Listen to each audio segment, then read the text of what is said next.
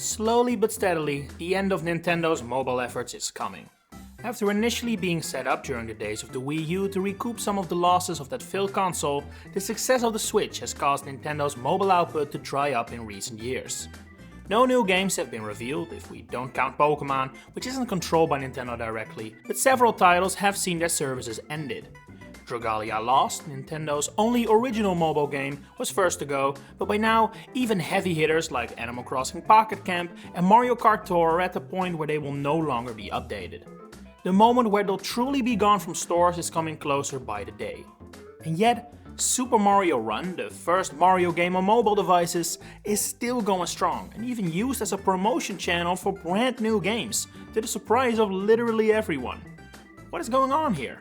Before we can answer that question though, I feel like I need to reintroduce Super Mario Run a little. It is nearly 10 years old after all, and while Nintendo keeps supporting it, I would expect very little new players to have picked it up in recent years. So do a quick bit of math and you'll realize that means Super Mario Run released in 2016. Unlike mainstream Mario titles, the game is an auto-runner, where Mario and other characters always run and you merely need to tap the screen to cause them to jump and navigate them through the levels. These courses are ordered in worlds, just like in the mainline games, and share the same art style as the new Super Mario Bros. Titles. The game had a bit of a different release structure compared to most other mobile games, because, you know, Nintendo has always gotta be extra. The first few courses of the game are free, but after initially trying it out, you run into a paywall that asks you to hand over a fee of $10, which is very steep for a mobile title. This unconventional release method led to Super Mario Run falling under Nintendo's expectations, and undoubtedly influenced the way Mario Kart Tour was released, for example, filled to the brim with microtransactions, which Mario Run didn't have at all. And yet, despite this apparent underperformance, Nintendo has not swept Mario Run under the rug. In fact, it is to be considered a mainline Mario game. Which number in the series it actually has differs per source, with some calling it the 19th Mario game, while others called it the 20th, but one thing is for certain. This is just as much a core Mario game as all the other titles we know and love, in the eyes of Nintendo at least. Aside from its slightly odd mechanics and release method, another thing that made Super Mario Run stand out as a noteworthy title was the huge number of cross-promotional events held on it. This started when the game was only a few months old, in February 2017, when players who were also active on Fire Emblem Heroes, that series' mobile game, would receive a bunch of coins. While this initial event was as such essentially a crossover with an entirely different series that would later only happen once more, when Animal Crossing Pocket Camp released. Every other event would tie into other titles in the Mario franchise. When Mario Kart 8 Deluxe and Super Mario Odyssey released early in the Switch's lifespan, both received tie-in events in Mario Run. This amounted to special objects you could buy in the shop and place in your kingdom builder, basically your home base if you get what I mean. Think statues of Mario in a cart or a Cappy, that kind of work. In the 2 years that followed, Captain Toad Treasure Tracker, New Super Mario Bros. U Deluxe, and fellow mobile games Dr. Mario World and Mario Kart Tour would also receive tie-in events of a similar nature, but after that, things got awfully quiet. And hey, that makes sense. The year was 2019, the Switch was in full force and a slam dunk, as Super Mario Run was 3 years old at the time. To put it bluntly, this game was not fun enough to hook a substantial player base for that long. And considering its launch period already fell below Nintendo's expectations, I can't imagine the revenue gained with the title at this point was anything to write home about. And so the event ceased. 2020 saw the release of Mario 3D All-Stars and Paper Mario the Origami King, but neither received a tie-in event. Same thing in 2021. Nothing for Mario 3D World plus Bowser's Fury, Mario Golf Super Rush, or Mario Party Superstars. The game was effectively dead. No more new stages, no more new events, Super Mario Run had run its course. Yes, pun intended. But then suddenly, things changed. In early 2023, the Super Mario Bros. Movie released and was a huge success. But more importantly, it became the first event in Super Mario Run in nearly 4 years.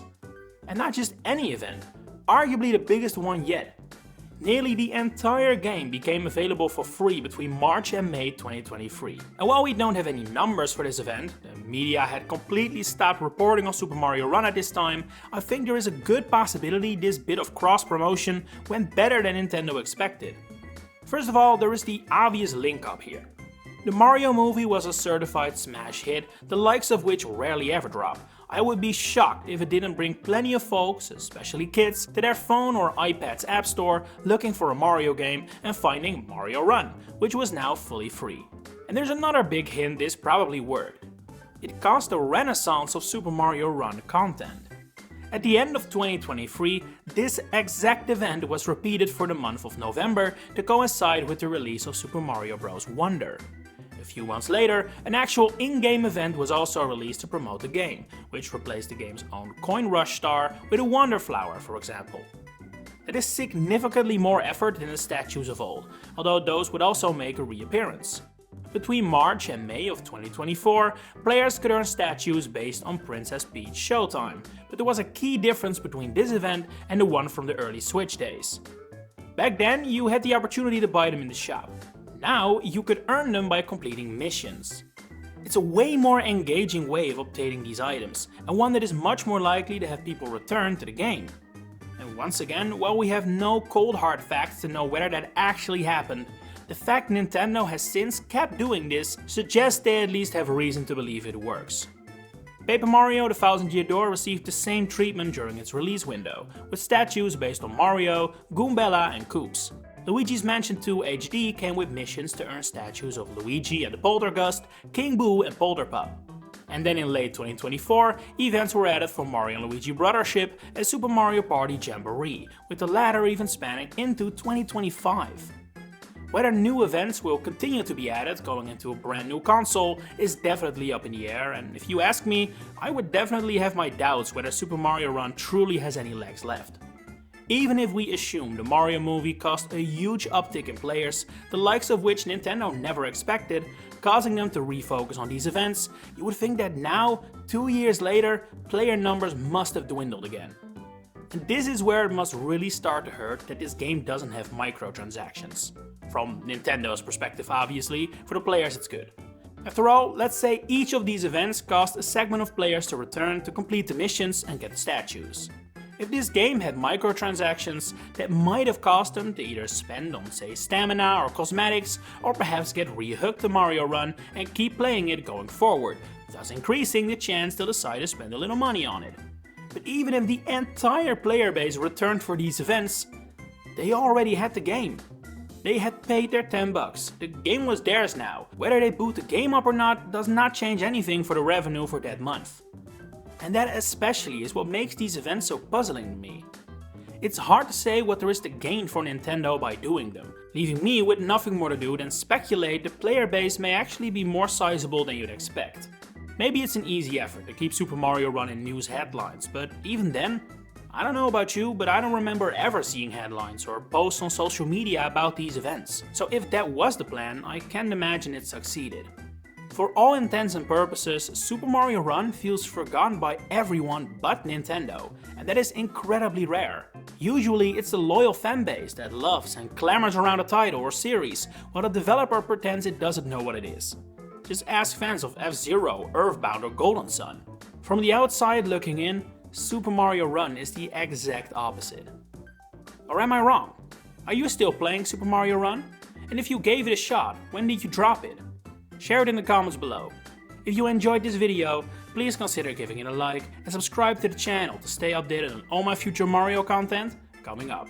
For now, thanks for watching and enjoy the rest of your day.